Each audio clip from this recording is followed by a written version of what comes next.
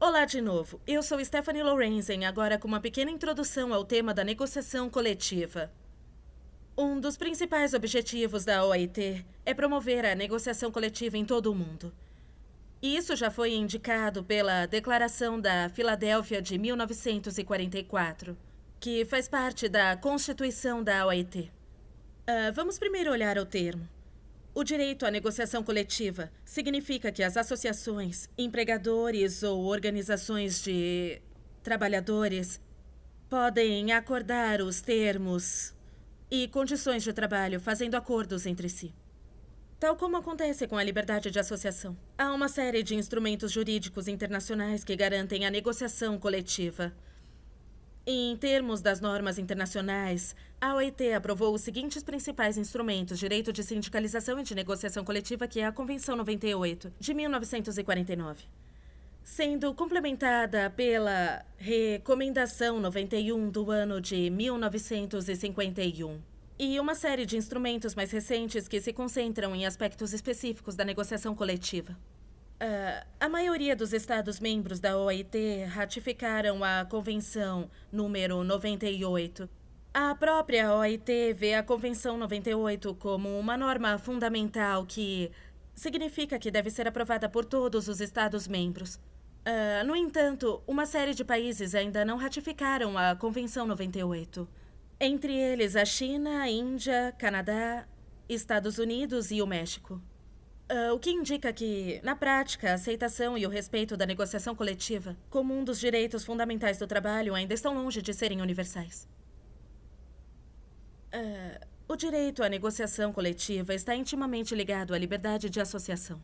A negociação coletiva e a liberdade de organização sindical são as convenções 98 e 87, que garantem aos trabalhadores e aos empregadores o direito de se organizarem.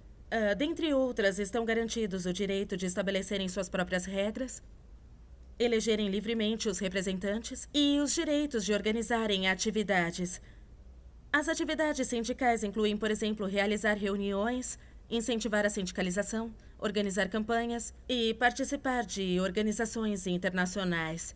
A atividade mais típica do sindicato é a de se envolver nas negociações coletivas. O artigo 4º da Convenção estabelece 2 elementos essenciais: ação por parte do público para promover a negociação coletiva e o caráter voluntário da negociação, o que implica na autonomia dos partidos. Ligada ao processo da negociação coletiva, um pouco mais detalhada, a Convenção estabelece que a legislação nacional deve respeitar uma série de questões centrais. A primeira pergunta é sobre quem são as partes legítimas da negociação coletiva. Do lado dos trabalhadores, são geralmente os sindicatos independentes.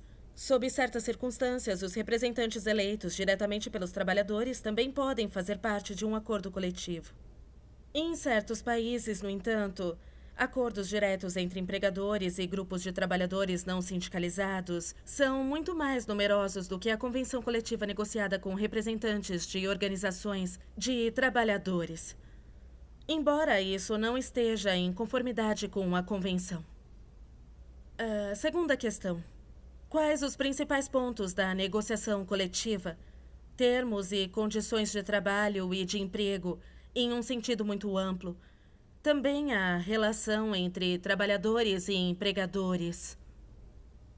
E a terceira questão é: qual é o efeito jurídico das convenções coletivas? Os acordos coletivos são vinculantes para as partes sobre os empregadores e trabalhadores que o acordo se refere. Eles são preponderantes em relação a contratos individuais de trabalho, exceto quando são mais favoráveis.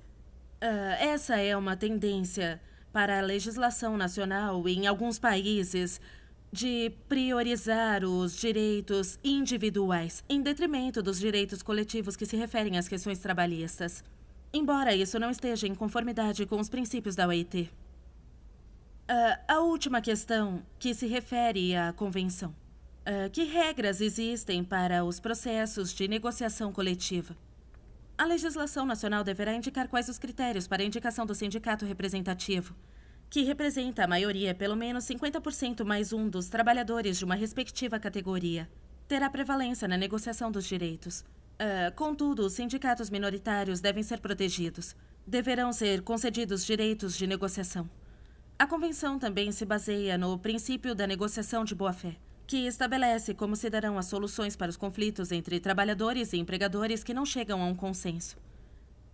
E esse é um tópico que deve ser muito mais aprofundado no curso, pois são várias as questões que são fundamentais sobre a convenção da OIT que trata da negociação coletiva.